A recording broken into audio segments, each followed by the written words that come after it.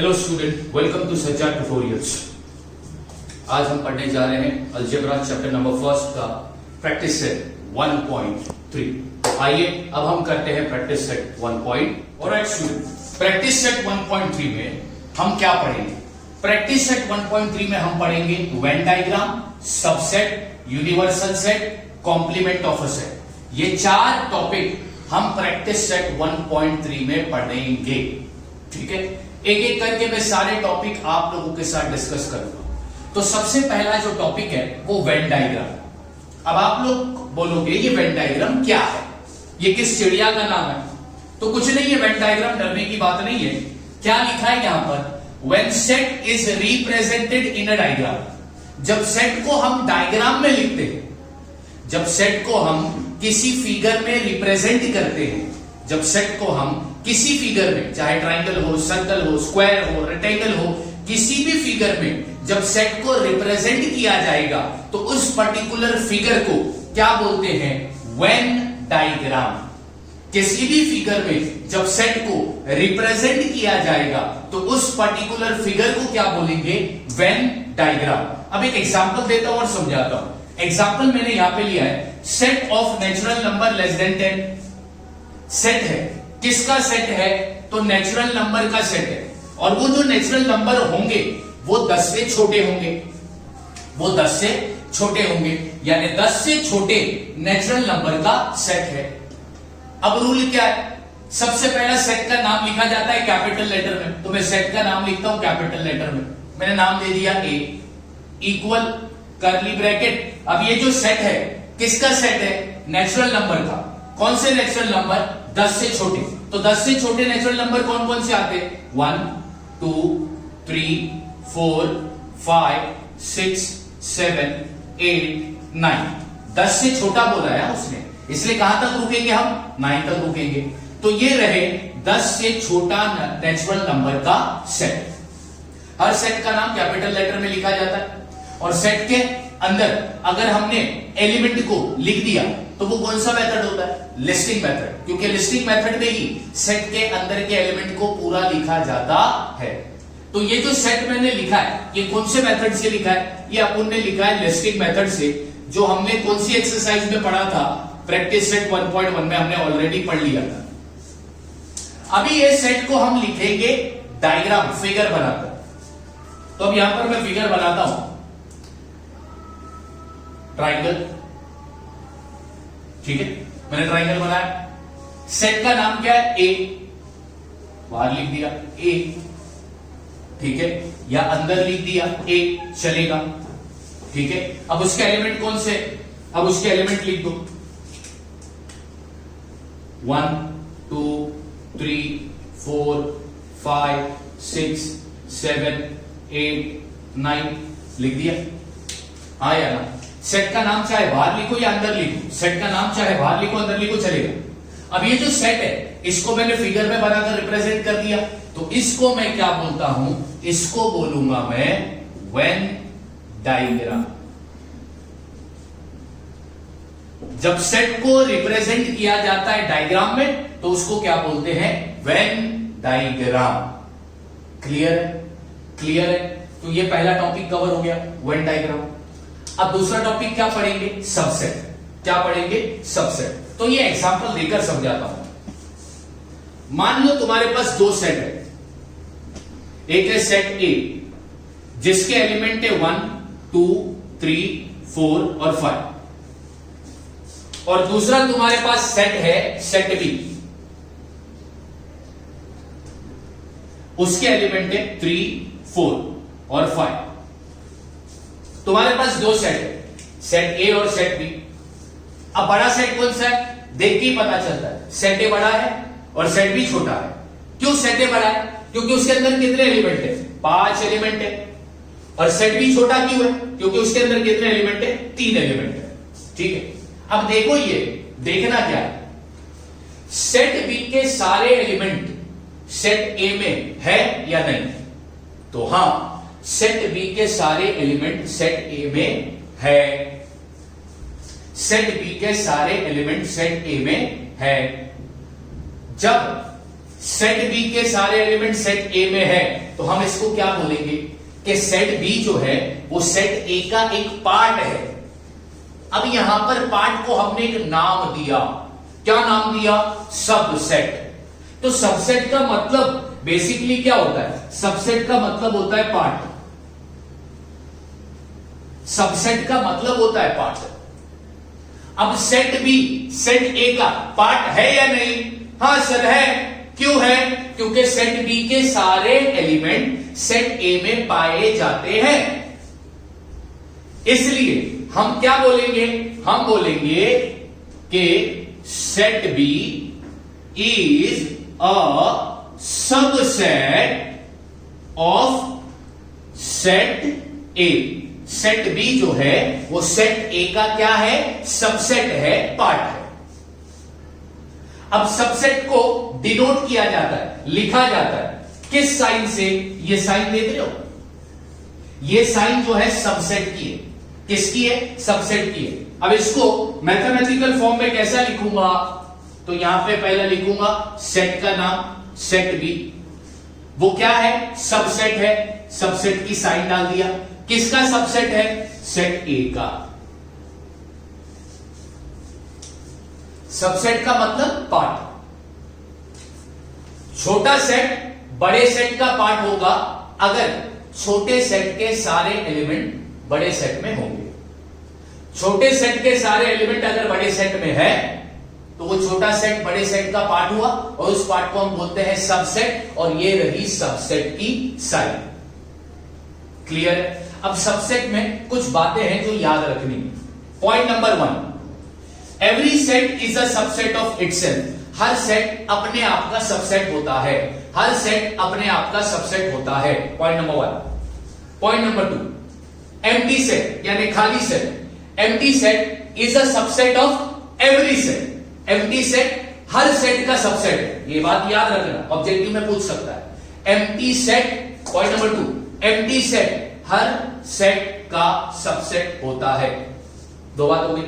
तीसरी बात, अगर ए और बी इक्वल सेट है, अगर ए और बी इक्वल सेट है तो ए सबसेट होगा बी का और बी सबसेट होगा ए का। अगर ए और बी इक्वल सेट मतलब जो ए के अंदर एलिमेंट है वही सारे एलिमेंट बी में भी है, जो ए के अंदर एलिमेंट है वो सारे एलिमेंट बी में भी है, तो वो दोनों कौन से सेट हुए? इक्वल सेट हुए। तो अगर वो इक्वल सेट है तो तुम क्या बोलोगे? सर ए बी का पार्ट है और बी ए का पार्ट है, यानी ए सबसेट हुआ बी का और बी सबसेट हुआ ए का। तीन बात हो गई। चौथी बात, अगर ए बी का सबसेट है और बी ए का सबसेट है, ए बी का सबसेट है और बी ए का सबसेट है, तो ए और बी कौन से सेट हुए? Equal set. कौन से सेट हुए? Equal set. सबसेट से रिलेटेड मैंने 4 इंपॉर्टेंट बात बताई। पहला बताया कि हर सेट अपने आप का सबसेट होता है। दूसरा बोला एम्प्टी सेट सारे सेट का सबसेट होता है। तीसरा बोला कि अगर दो सेट इक्वल है, मान लो ए और बी ये दो सेट इक्वल है, तो ए बी का सबसेट हुआ, बी ए का सबसेट हुआ। चौथी बात, अगर ए बी का सबसेट है और बी ए का सबसेट है, तो इसका मतलब क्या है? इसका मतलब सर ये हुआ कि ए और बी ये दोनों भी इक्वल सेट है। 4 बातें हो गई। अगर सेट को डायग्राम में रिप्रेजेंट किया तो उसको बोलते हैं वेन डायग्राम। तुम्हारे पास 2 सेट है, अगर छोटे सेट के सारे एलिमेंट बड़े सेट में है तो वो छोटा सेट बड़े सेट का क्या कहलाया जाएगा? सबसेट। और ये साइन है सबसेट की। इस तरह उसको लिखा जाता है। और सबसेट से रिलेटेड 4 इंपॉर्टेंट बातें कि हर सेट अपने आप का सबसेट होता है। दूसरा, एम्प्टी सेट सारे सेट का सबसेट होता है। अगर ए और बी इक्वल सेट है तो वो दोनों एक दूसरे के सबसेट हुए। अगर दो सेट एक दूसरे के सबसेट है तो वो दोनों भी इक्वल सेट हुए। इक्वल सेट की शर्त क्या है? 1.2 में पढ़ाया था कि अगर दो सेट में सेम एलिमेंट है, सेम एलिमेंट, तो वो दोनों सेट एक दूसरे से क्या होंगे? Equal set. अब 2 टॉपिक कवर हो गई। वेन डायग्राम हो गया, सबसेट हो गया। अब तीसरा टॉपिक क्या है? यूनिवर्सल सेट, जो मैं यहां पे लिख देता हूं। Universal set, universal set. अब यूनिवर्सल सेट को अगर मैं एक्सप्लेन करूं एक लाइन में, तो देखो मैं क्या बोलता हूं, फादर ऑफ ऑल सेट, सारे सेट का बाप, सारे सेट का बाप को क्या बोलते हैं? Universal set.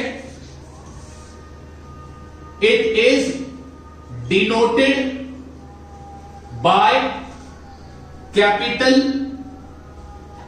यू, और यूनिवर्सल सेट को डिनोट किया जाता है कैपिटल यू से। अब एक एग्जांपल देता हूं ताकि बात क्लियर समझ में आए। एग्जांपल,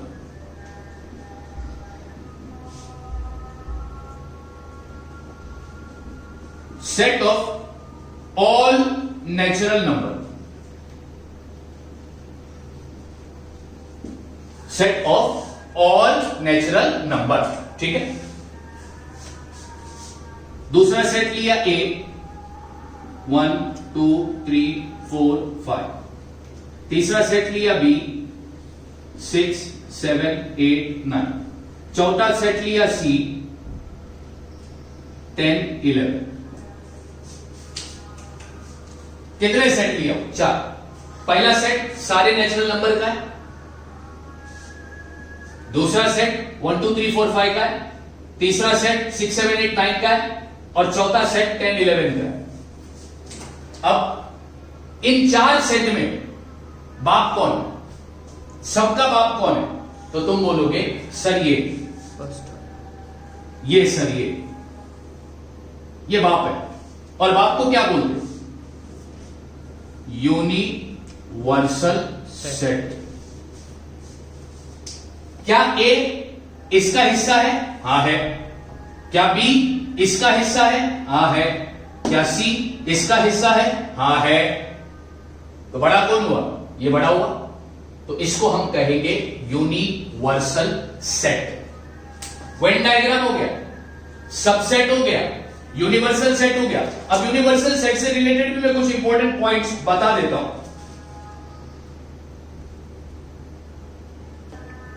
3 टॉपिक हो गए, Venn diagram, subset, universal set. सारे सेट के बाप को क्या बोलते हैं? Universal set. अगर छोटा सेट बड़े सेट का पार्ट हो तो छोटा सेट बड़े सेट का क्या हुआ? सबसेट। अगर किसी सेट को हमने डायग्राम में, फिगर में रिप्रेजेंट किया, उस डायग्राम को, उस फिगर को क्या बोलोगे? Venn diagram. क्लियर? अब एक चीज बची, क्या बचा? Complement of a set. वो भी देख ले बच्चों को, कॉम्प्लीमेंट ऑफ अ सेट क्या होता है। अच्छा, अब तुमको क्या करना है, मैं तो भी मिटाऊंगा ये वाला पार्ट, तुम्हें वीडियो को पॉज करके ये सारी चीजें लिख के रखेंगे।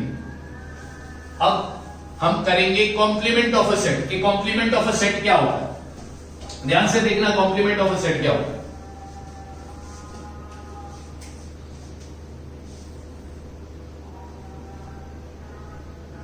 कॉम्प्लीमेंट ऑफ अ सेट,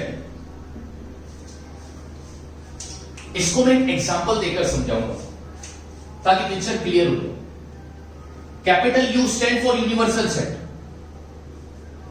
1 2 3 4 5 6 7 8 9 10 11, यह यूनिवर्सल सेट है। दूसरा सेट लिया हूं ए, 9 10 11। अब ध्यान देना बच्चों, यह यूनिवर्सल सेट है और यह सेट ए है। पहली चीज,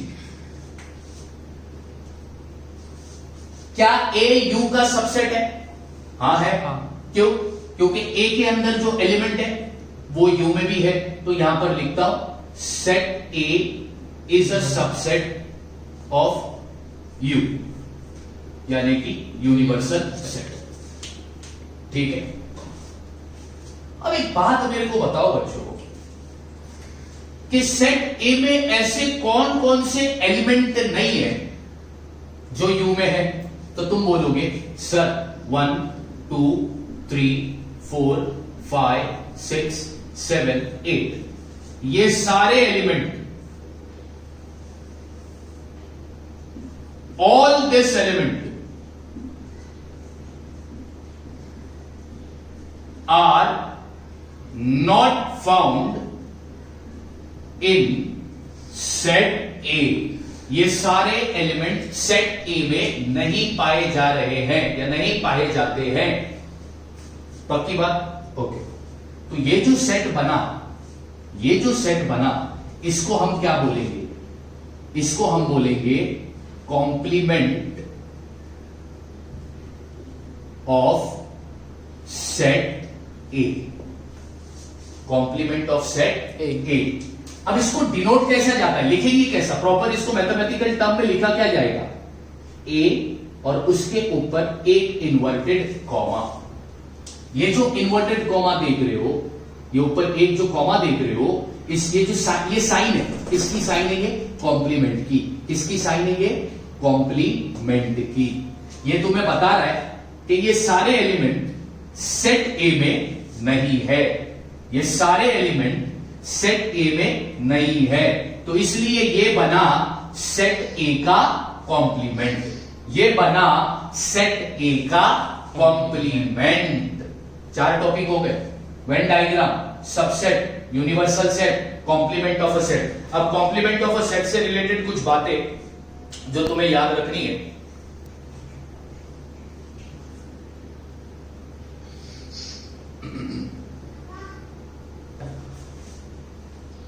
The complement of set, the complement of the universal set, there हो गया। The complement of the universal set is an empty set। ये याद रखना है बच्चों, मैं मतलब समझाऊंगा। दूसरा, the complement of an empty set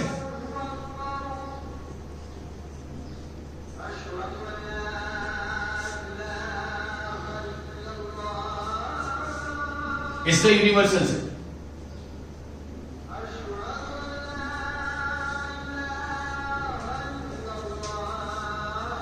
बच्चों 2 बातें मैंने लिखाई है, वो 2 बातों को तुम्हें ध्यान से समझना है।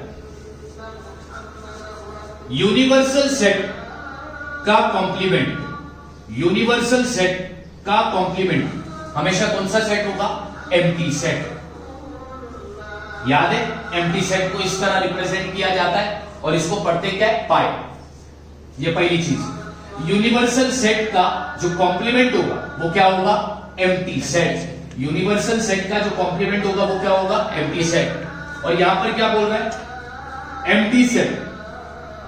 एम्प्टी सेट का जो कॉम्प्लीमेंट होगा, एम्प्टी सेट का जो कॉम्प्लीमेंट होगा वो क्या होगा?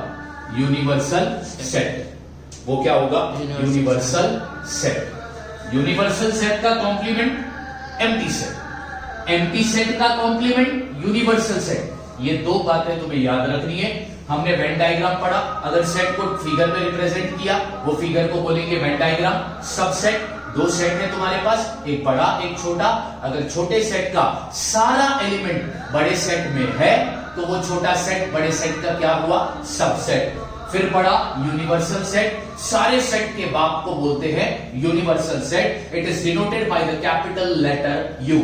कॉम्प्लीमेंट ऑफ अ सेट, तुम्हारे पास एक यूनिवर्सल सेट है और एक सेट है, तो जो सेट है उसके अंदर सारे एलिमेंट नहीं है यूनिवर्सल सेट के, जैसे कि ये यूनिवर्सल सेट और सेट ए। तो सेट ए में यूनिवर्सल सेट के सारे एलिमेंट नहीं है, कुछ ही एलिमेंट है।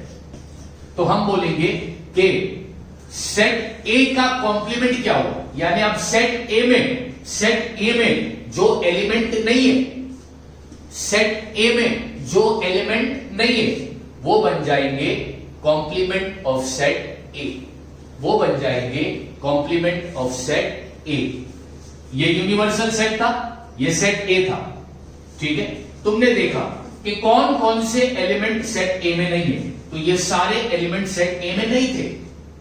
अब एक नया सेट बना और ये वो एलिमेंट का सेट बना जो सेट ए में नहीं है, तो इसको हम क्या बोलेंगे? Complement of set A.